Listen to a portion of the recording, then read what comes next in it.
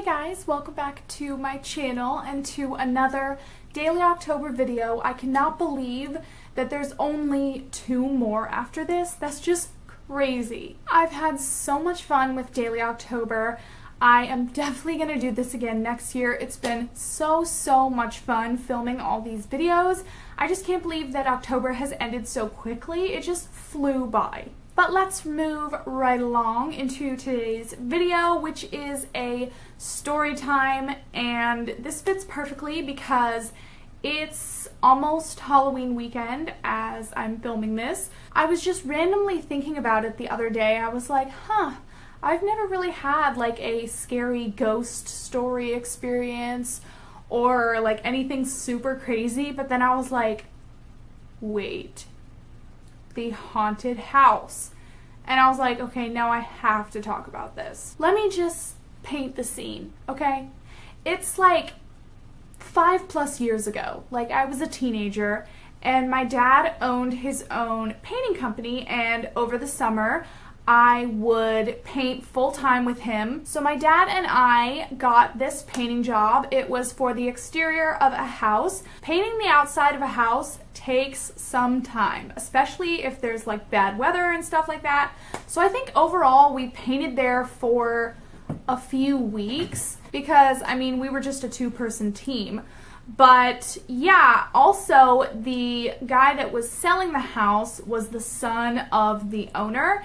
And he kind of had us walk through the house and stuff, and he was telling us that, you know, the power's off, the electricity's off, like to contact him if we needed anything, but basically the only thing that worked inside was the water and the toilet. Because this guy's father, who had been the owner of the house, had passed away. So we were like, oh, okay, yeah. So while we were walking through the house, I just remember that there was just stuff just everywhere. Like, this house had not been cleaned out yet or anything. I don't know how recent the owner's death was, but there was just piles and piles of things. Sometimes they would be covered with like a sheet, but there was just like, you could barely walk through the house. So, you know, we just do our thing. We're just painting and everything. And of course, because we're there for a longer span of time, my dad slowly is getting all of these little bits of information, and basically the son was saying that his father, before he passed away, was a judge. So we thought that was like, oh my gosh, that's so interesting. I think for the first few days, everything was fine. My dad and I were just painting away. Everything was peachy and peaceful at this house. But then things took a turn. They took a turn. And we didn't really piece it together at first. We were just kind of like, oh, you know what, it wasn't a big deal at first. But over time, we were just like, okay. We are just painting one day, and a phone rings. And it's not my phone, and it's not my dad's phone. And we kind of go up closer to the house, and we listen, and the phone inside is ringing. It was not a clear ring either. It was one of those like really distilled, almost like watery ones, like that. Like, even the sound of it was creepy. Of course, my dad's first thought is, oh, I think he forgot to turn off the electricity. I don't want them to, like, you know, bill him if he thinks it's already been turned off, so I'm just gonna notify him. So the next time we see the guy, my dad mentions it, and the guy's like, no, like, everything was turned off, and the phone isn't even plugged in, so there's no way that it could be ringing. Like, there's just no way. I've already turned off everything in the house. We were just kind of like, oh, maybe, you know, it was like a neighbor down the street, but this house had, like, a pretty big property, so there weren't houses, like, right close to it. They were, like, way down the road, so, I mean, it was already getting a little suspicious, but we were just, you know, we were like, oh, whatever, brush it off, like it's normal. So the next day, we go back to paint again, and the phone rings. And it keeps ringing, and we're like, okay, like, obviously, we're hearing it ring inside the house. So we go in, and by the time we go in to check, because we're still kind of just like, oh, whatever, it's not ringing at the time, so we go and look, and the phone is unplugged. The plug was not plugged into the wall, it was hanging there, And this phone was like an old rotary phone that you like spun dialed and everything. It was like really antique-y looking. So of course we just get back to work and it rings again.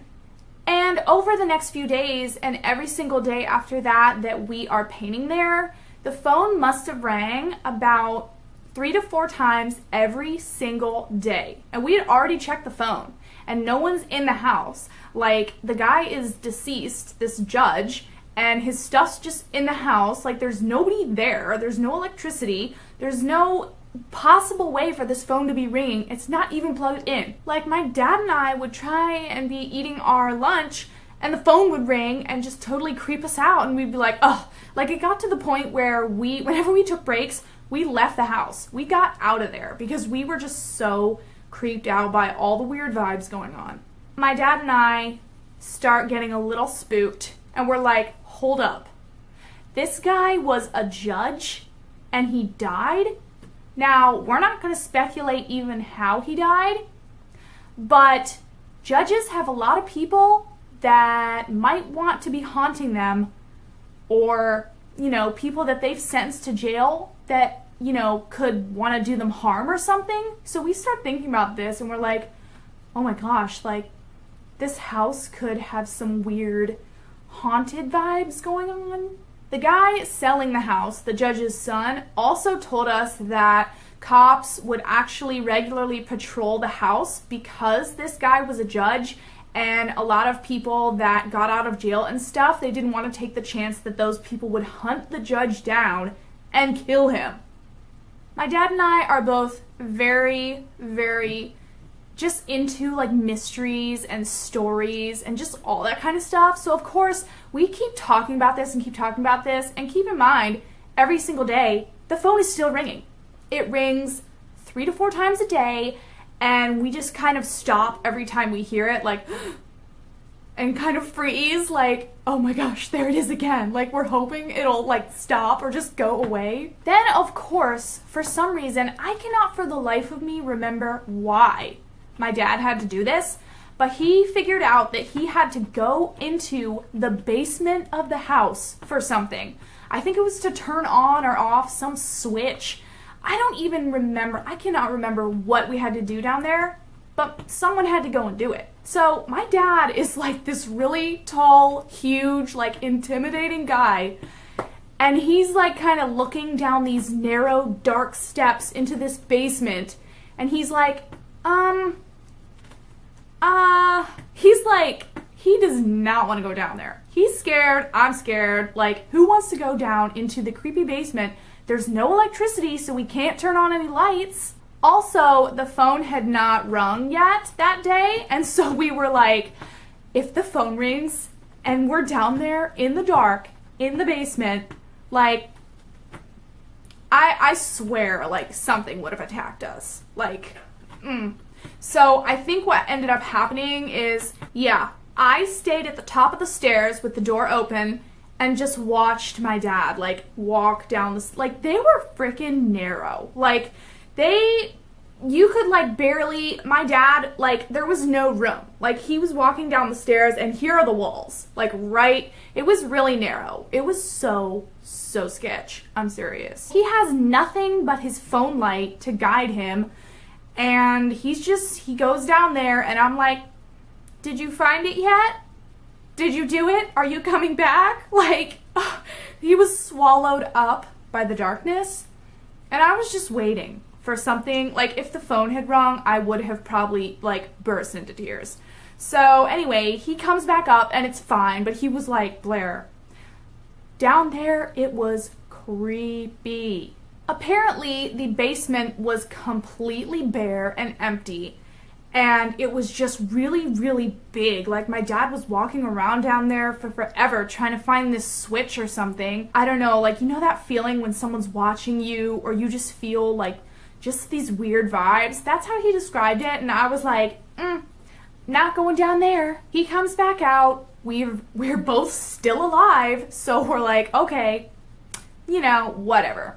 So we go back to work, everything's fine until the phone rings. And I go at some point up to the window because the phone was positioned by a window, and I just kind of like listen, like, you know, is there any way that we could be just like hallucinating or something, and this phone is not ringing? But I hear it, it's right there, and because it's a like old-fashioned phone, there's no like light that lights up or anything, it's just ringing, sitting there, and I'm just like, oh my gosh. So now that we've kind of pieced all of this together, and we're just thinking about it and thinking about it, and we keep having to go back there every day to paint and hear this phone ring that's not plugged in, we're just like, okay, it was so creepy. Also, a few streets away from where the house was a street called Blair Street, which I thought was cool in the beginning of this paint job, but towards the middle, I'm like, okay, I don't want my name near this haunted house on a street sign. Like, also we found out, to make it even worse, guess what's near Blair Street? 3 cemeteries. 3! I don't know if, like, some convicts rose from the grave as ghosts and, like, traveled to this person's house across Blair Street or something and are calling this judge or trying to get revenge or something, but we were not about to answer that phone. That's another thing. I am now so curious to this day, like, what would or could have happened if I had picked up that phone.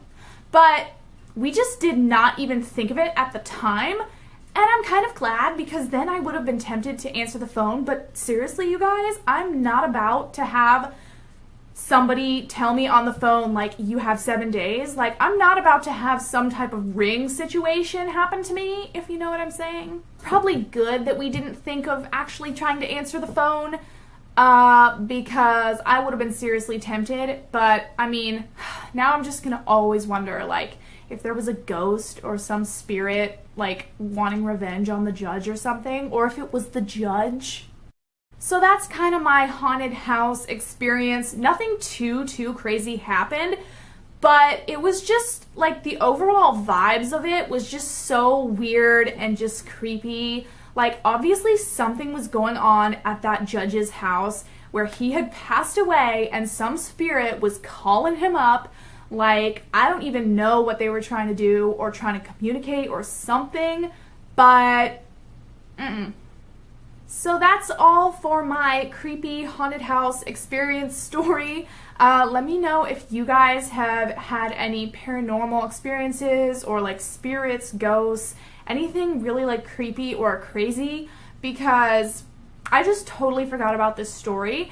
And I actually was texting my dad this morning about it, and we were like reliving it all over again, and we were like, oh my gosh, that was the craziest thing. But yeah, I hope you guys enjoyed today's Daily October, and I will see you tomorrow for the next one.